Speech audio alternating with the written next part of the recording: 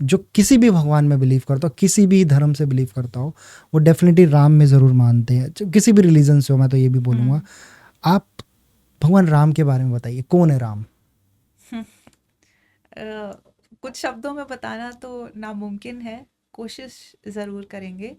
अम, तो राम तारक मंत्र है कलयुग का।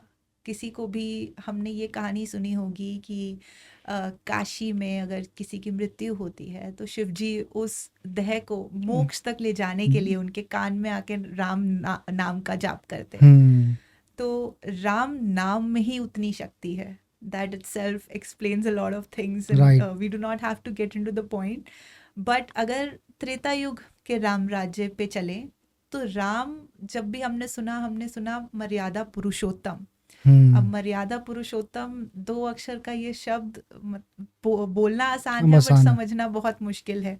इसका मतलब ये है कि अगर आपकी पत्नी को कोई ले गया है तो उसके बाद भी आप अपने इमोशंस को कंटेन करके डिसीजंस कैसे लेकर एक आर्मी को लीड करके सही धर्म के मार्ग से चलकर पूरे जनहित का कल्याण सोचते हुए उसके बाद कोई एक्शन कैसे लेते हैं। हम्म। अगर आपके पिताजी का वचन निभाने के लिए आपकी माता से ही आपने ये शब्द सुने कि आपको वनवास पे जाना है, उसके बावजूद उन माता के लिए अपने प्रेम को सहजते हुए, क्योंकि वो माता तो आपकी प्रिय है, उन माता के लिए प्रेम को सहजते हुए, अपने पिताजी के लिए रिस्पेक्ट रखते हुए आप कैसे डिसीजन ले सकते हैं कि आप वनवास पे जाएंगे hmm. Without feeling anything negative regarding it, right? So जो भी हमने जितनी भी कथाएं सुनी, तो वो मर्यादा पुरुषोत्तम यही है कि बिल्कुल बैलेंस, जीरो, ना कि -1 ना +1, जो कि स्टेबल। एग्जैक्ट पूरा equilibrium, which is very difficult for us. Hmm. हमारे लिए किसी चीज़ पे भी आज के टाइम में कलयुग में हम एक्शन नहीं करते, हम रिएक्शन ज़्यादा करते हैं। किसी ने कुछ बोल दिया, एक उंगली उठा दी सामने से, भाई एक थप्पड़ उठा दे हमको। Right right. तो वो that aspect is very important and something to learn. तो वो मर्यादा पुरुषोत्तम इज द कंप्लीट डेफिनेशन।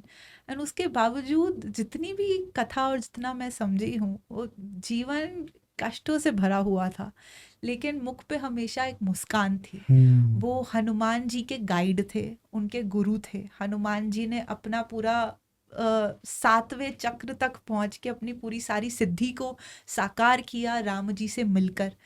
वो रावण के भी हितैषी थे। ये हम्म। भी किसी टाइम पर उन्होंने ये नहीं सोचा कि भाई मैं एक दुश्मन से लड़ने जा रहा हूँ। भाई ठीक है, लीला है, ने को अपना पात्र निभाना है, रावण की मुक्ति होनी है, जन जन कल्याण होना है, ठीक है। लेकिन उसके बावजूद भी रिस्पेक्ट, रावण का वध करने के बाद उनको इतनी रिस्पेक्ट की, लक्ष्मण अपने भ्राता को बोला कि अंतिम समय में उनसे सीख लेकर आओ, हम्म। उनका ज्ञान उनसे समझ कर आओ। मतलब ही एक्नॉलेज्ड द फैक्ट कि रावण कितने ज्ञानी थे, कितने वो थे। ये सारे, while it's very easy for me to say all these things, but it is very difficult। अगर आपके साथ कुछ हो, आपका कोई दुश्मन हो, लेट अलोन रिस्पेक्ट और एक्नॉलेज उसके बारे में, आपके माइंड में तो बस बुरे ख्याल ही आते हैं बिल्कुल उसके बारे बिल्कुल, में। वहां तक तो पहुंचेगा ही नहीं माइंड। Exactly exactly. सो ये सारी क्वालिटीज और virtues is what makes Ram Ram, right? And that's why it's the tarak mantra. Kalyug में मोक्ष प्राप्ति का बस सीधा साधन राम नाम राम जाप ही नाम। है। आपने बहुत ब्यूटीफुली एक्सप्लेन किया है। रियली ग्लैड कि मैं उतनी और डिटेल से उस चीज़ को समझ पा रहा हूँ। वहीं पर जब भगवान राम की लीलाएं, क्योंकि काफ़ी सारी कथाओं में ये सब आया है, आप कुछ ऐसी लीलाओं के बारे में थोड़ा सा मुझे बताइए जो बेसिकली ज़्यादा पॉपुलर नहीं हुई, एंड देन सेकेंडली अगर पॉपुलर हुई तो उतनी उसको काइंड ऑफ, अगर मैं समझने की कोशिश करूँ, वो जहाँ तक पहुँचनी चाहिए थी लोगों तक, वो वहाँ तक पहुँची नहीं।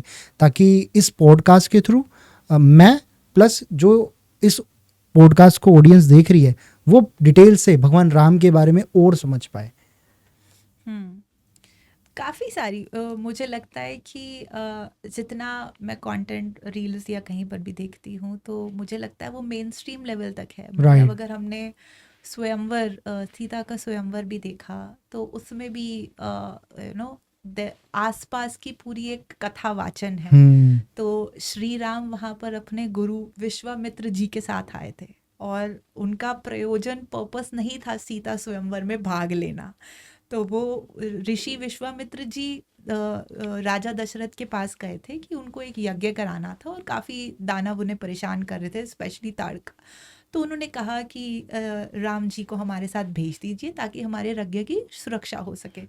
तो श्री राम उनके साथ उस कारणवश गए थे और फिर रास्ते में माता अहिल्या का उद्धार करते हुए वो जनक की सभा में पहुंचे।